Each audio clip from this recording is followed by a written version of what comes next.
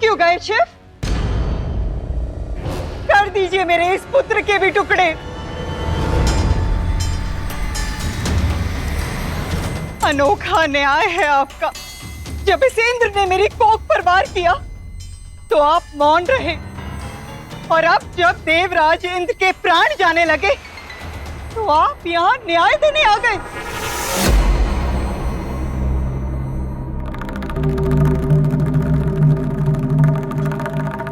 तुम न्याय की बात कर रही हो दीति?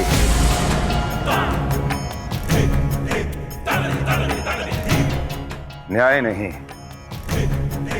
स्वर्ग पर अधिकार करने भेजा तुमने वज्रांग को। लालच था तुम्हारे मन में, और उसके भी।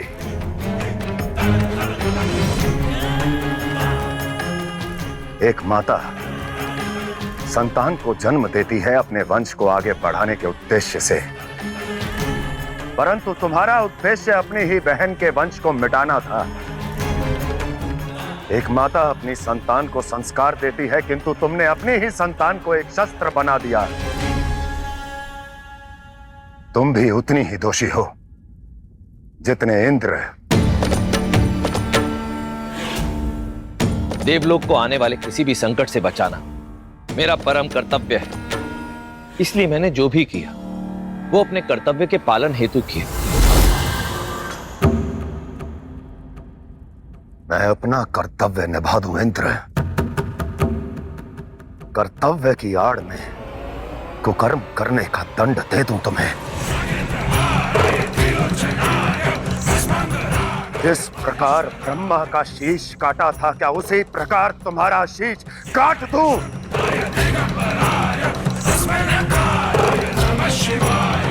इस संसार का सबसे घृणित कर्म किया है तुमने इंद्र। एक मां की कोख पर प्रहार किया है, उस करुणा को चोट पहुंचाई है जिस पर यह संपूर्ण संसार टिका है, और अब कर्तव्य की बात कर रहे हो। एक का भय और दूसरे का लालच, दोनों मिलकर इस प्रकृति को नष्ट करने चले थे। असुरों को स्वर्ग के सिंहासन का लालच था, और तुम्हें उसे खो देने का भय।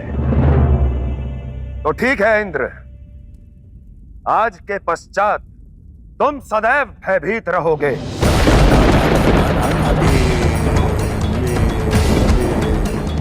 दोबारा भूल कर भी ऐसी भूल मत करना।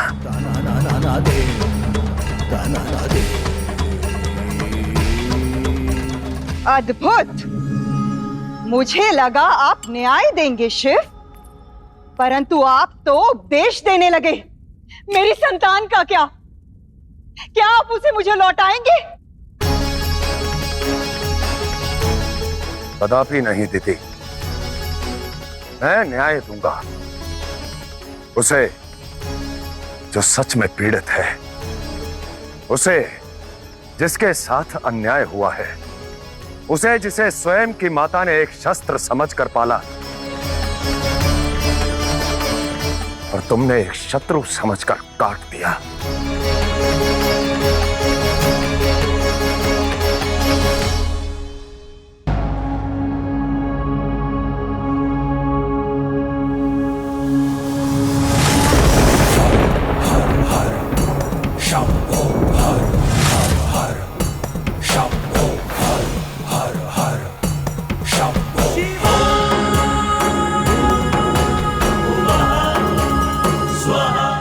ॐ त्र्यम्बकं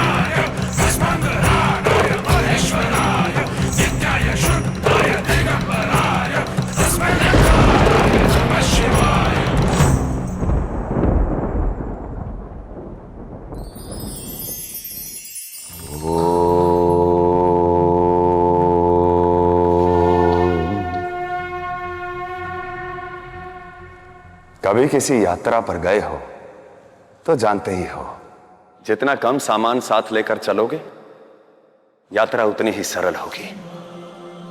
हमारा जीवन भी तो एक यात्रा ही है जिसमें भार उठाता है हमारा मन जो कहता है कि सब अधूरा है,